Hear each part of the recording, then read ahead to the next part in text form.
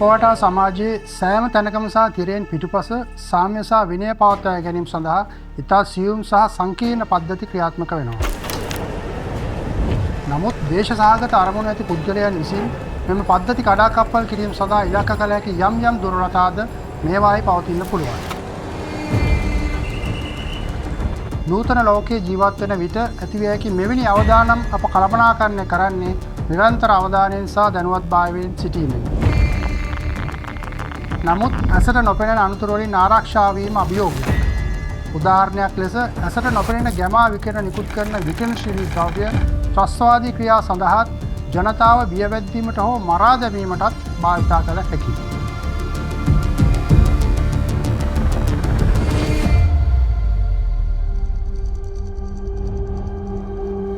මෙම අවදානම හුදෙක් න්‍යායාත්මක එකක් පමණක් නොවේ. උදාහරණයක් ලෙස 2019 වර්ෂයේදී ඇමරිකාවේ ඇරිසෝනා ප්‍රාන්තයේ ජැරඩ් ඇට්කින්ස් නම් පුද්ගලයෙකු තම සේවා ස්ථානයෙන් ඉරිඩියම් 192 අඩංගු විකිරණශීලී කැමරා 3ක් සොරකම් කළා.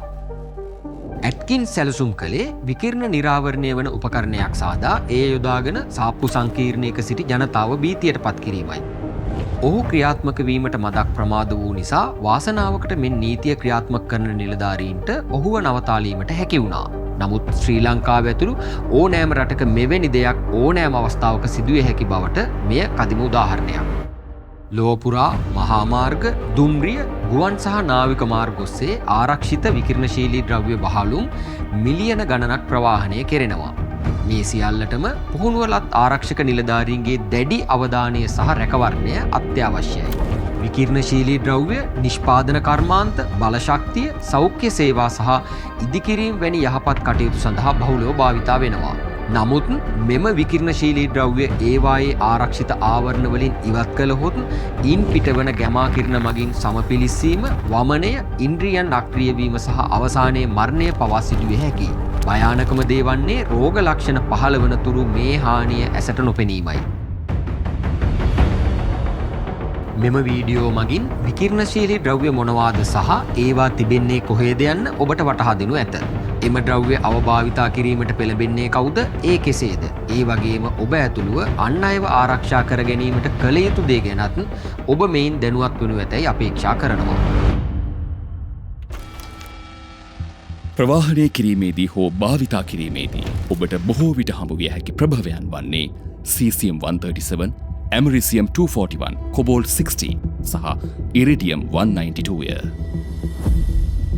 රෝහල්වල රුධිරය පිරිසිදු කිරීම සඳහා cesium 137 භාවිතා කරනු ලබන අතර cesium 137 සහ americium 241 ඉදිකිරීම් ස්ථානවල භූමි ඝනත්වය, මාර්ග මතුපිට සහ අත්තිවාරම්හි ස්ථාවරත්වය මැනීමට යොදා ගනී.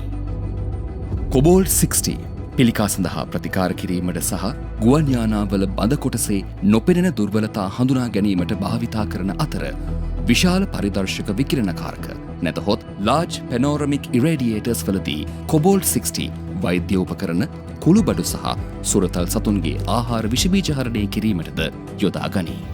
තවද කොබෝල්ට් 60 ඉතා උසස් ශක්තියක් ඇති ගැමා විකිරණ නිකුත් කරන අතර එම විකිරණ අඟල් 6ක් පමණ ඇති වානේ හරහා පවා ගමන් කිරීමට තරම් ප්‍රබල වේ. එමෙන්ම එයට අඩියක පමණ දුරින් සිටින පුද්ගලයෙකු මිනිත්තු 30කදී පමණ මරණයට පත් කිරීමට තරම් අධික විකිරණ හානියක් සිදු කළ හැක.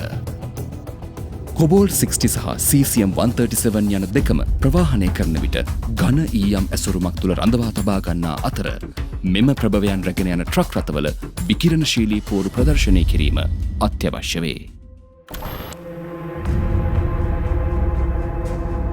1987 දී බ්‍රසීලයේ වසා දමා තිබූ රෝහලක cesium 137 විශාල ප්‍රමාණයක් අතහැර දමා ගොස් තිබුණි. එක් පුද්ගලයෙකු එය මොනවාදැයි නොදැන ඔහු විසින් එය නිවසට ගෙන යන ලදී.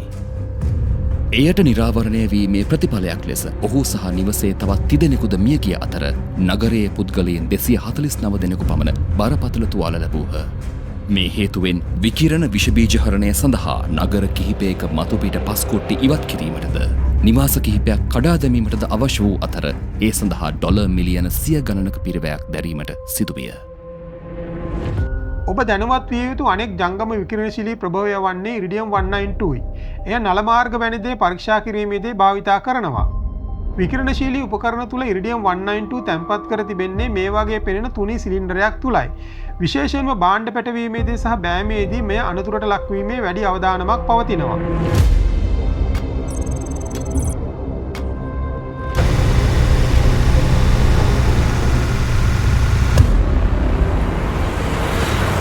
ප්‍රවාහනය අතරතුරදී මෙම ඕනෑම විකිරණශීලී ප්‍රභවයක් බලහත්කාරයෙන් පැහැර ගැනීමට ඉඩ තිබෙනවා.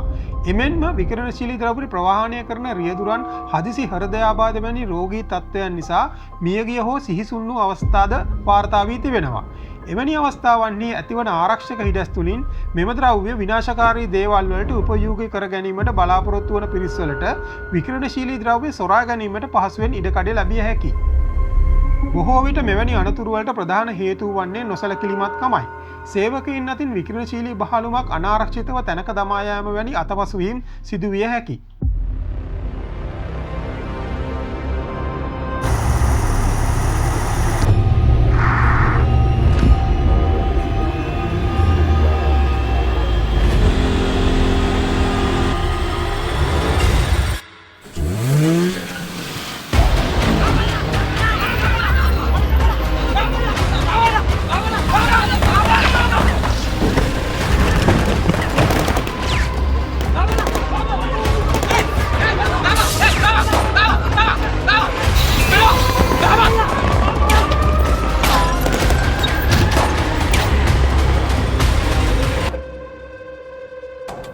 CCN 137, Americium 241, Cobalt 60 සහ Iridium 192 යන ඕනෑම මූලාශ්‍රයක් යොදාගෙන විකිරණ නිවාරණ උපකරණයක් සකස් කළ හැකියි. ඉන් නිකුත් වන ගමා කිරණ මගින් මිනිසුන් දැඩි ලෙස රෝගාතුර වීමට හෝ මරණයට පත් කරන්න පුළුවන්. විකිරණශීලී ද්‍රව්‍ය සාමාන්‍ය පුපුන් ද්‍රව්‍ය සමග ඒකාබද්ධ කරපු ප්‍රවාහරියොත් ඒ විකිරණශීලී ද්‍රව්‍ය විසිරුවා හරින උපකරණයක් ලෙස මහා විනාශයක් සඳහා යොදාගත හැකියි. මේ වඩාත් සුලභ ස්වරූපය ඩර්ටි බොම්බ් ලෙස හඳුන්වනවා. CCM 137 කුඩු හෝ ලුණු වැනි ස්වරූපයෙන් යුක්ත නිසා එය පහසුවෙන් වාතයේ පැතිරීමට හෝ ජලයේ දීමට පුළුවන්. ඒ නිසා ඩර්ටි බෝම්බ නිෂ්පාදනය සඳහා බහුලව යොදාගත හැකි CCM 137. පිපිරුමක් වුවහොත් මෙම විකිරණශීලී අංශු මිනිස්සුන්ගේ පටක තුළට තන්පත් වීමටත් ආශ්වාස කිරීම හරහා පෙනහළු තුළට ඇතුල් වීමටත් ඉඩ තියෙනවා. විකිරණ නිරාවරණය සහ අපවිත්‍රණය අතර විශේෂ වූ වෙනසක් තිබේ. විකිරණ නිරාවරණය නැතහොත් එක්ස්පෝෂර් යනු විකිරණ මූලාශ්‍රයකින් ශරීරය හරහා විනිවිද යන ගැමා ශක්තියයි. අපවිත්‍රණය නැතහොත් කන්ටැමිනේෂන් යනු ශරීරය මත හෝ ඇතුළත විකිරණශීලී ද්‍රව්‍ය පැවතීමයි. ආරක්ෂිත ආවරණයක් නැතහොත් ශීල්ඩිං නොමැති විකිරණ මූලාශ්‍රයකට ආසන්නව සිටීමෙන් අපවිත්‍රණයට ලක් නොවී විකිරණයට නිරාවරණය විය හැක. නමුත් ඔබේ ශරීරයේ හෝ සමේ හෝ ඇඳුම් මත විකිරණශීලී ද්‍රව්‍ය ස්පර්ශ වුවහොත් විශාල බලපෑමක් ඇතිවිය හැක. මෙවැනි විකිරණශීලී අපවිත්‍රණ වැළකීම සඳහා PPE Personal Protective Equipment නැතහොත් පුද්ගලික ආරක්ෂක උපකරණ ඇති හැස්මැට් ඒකක පැළඳිය යුතුය. විකිරණශීලී ද්‍රව්‍ය ඉතා සුරක්ෂිතව සහ ආරක්ෂිතව පවත්වාගෙන යාම අපගේ ප්‍රධානතම වගකීමයි. එවැනි ද්‍රව්‍ය සම්බන්ධ අනතුරක් කිසිදා සිදු නොවේවායි අප ප්‍රාර්ථනා කරන නමුත් යම් හේකින් එවැනි සිදුවීමක් වාර්තා වුවහොත් වහාම ආරක්ෂිත සීමාවන් ලකුණු කර සාමාන්‍ය ජනතාව එම ස්ථානයෙන් ආරක්ෂිත දුරකින් රඳවා තැබීමට ඔබ වග බලා ගත යුතුයි. සියලුම සැකකරුවන් සහ විකිරණශීලී ද්‍රව්‍ය එම ස්ථානයෙන් පිටතට යා නොදී සීමා කර ගැනීම ඉතා වැදගත්. බෝම්බ සහ විකිරණශීලී ද්‍රව්‍ය ඉවත් කිරීම හෝ පිරිසිදු කිරීමේ කටයුතු සිදු කරනු ලබන්නේ ඒ සඳහාම විශේෂ පුහුණුවලත් ඒකක මගින් පමණයි.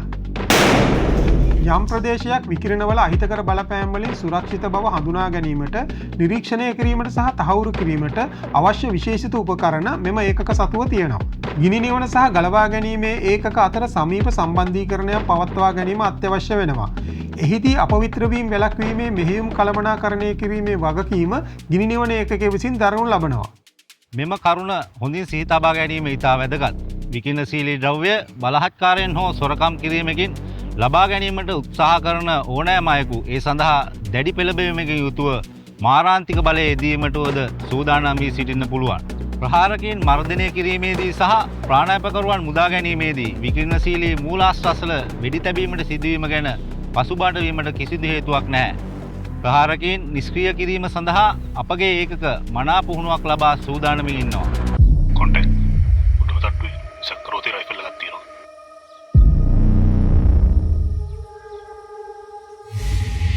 කොපි ඉලක්ක පේනවා.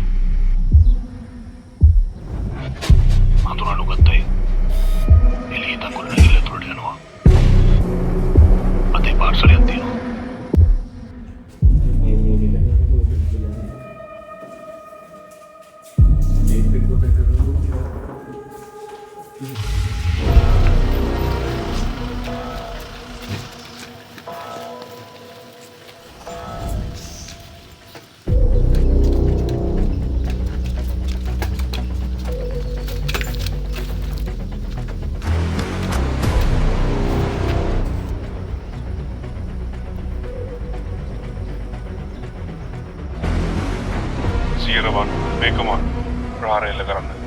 කොපි එන්ගේජින්.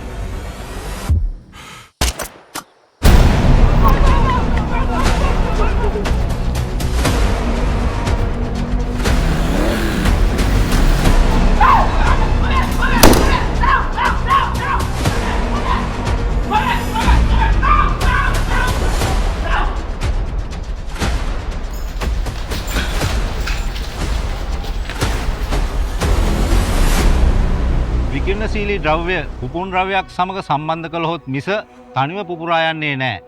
කෙසේ වෙතත් යම් විකිරණශීලී මූලාශ්‍රයක් එහි ආරක්ෂිත ආවරණයෙන් ඉවත් කළහොත් එය සෑම දිශාවකටම විකිරණ නිකුත් කරනවා. එමගින් සැකකරුවන්, ප්‍රාණාපකරුවන්, සිවිල් වැසියන් සහ රාජකාරියේ නියුතු පොලිස් ඒකක ඇතුළු අවට සිටින සහ ඊට නිරාවරණය වන ඕනෑම අයෙකුට දැඩි බලපෑම් එල්ල කරන්න පුළුවන්. විකිරණශීලී සිදුවීමකදී ඔබ විසින් මෙම මූලධර්ම තුන භාවිතා කර ඔබ සහ අනෙක් අයව ආරක්ෂා කරගත හැකිය. කාලය, දුර සහ ආවරණය. කාලය විකිරණශීලී ප්‍රභවයක් අසල ගත කරන කාලය අඩුවන තරමට විකිරණ මාත්‍රාව අඩුවේ. එය අවුරශ්මිය තුළ වැඩි වේලාවක් සිටීමෙන් ඇතිවන සමය පිලිස්සීම වළක්වා ගැනීම හා සමාන වේ. දුර විකිරණශීලී ප්‍රභවයකින් දුරස් වන තරමට වඩා හොඳය. අවසාන වශයෙන් ආවරණය. කාර්, ට්‍රක්, බිත්ති හෝ වෙනත් වස්තුන් භාවිතා කිරීමෙන් ඔබ වෙත ලැබෙන විකිරණ ප්‍රමාණය අඩුවේ. ගිනි නිවන රථ තුළ ජලය ගැලුම් දහසක් පමණ අඩංගු වන නිසා එය වඩාත් සුදුසු ආවරණයක් වේ. එමෙන්ම ද්‍රව්‍ය ඝනත්වයෙන් වැඩිවන තරමට වඩාත් හොඳය. උදාහරණයක් ලෙස දැවවලට වඩා කොන්ක්‍රීට් වඩාත් හොඳ වේ.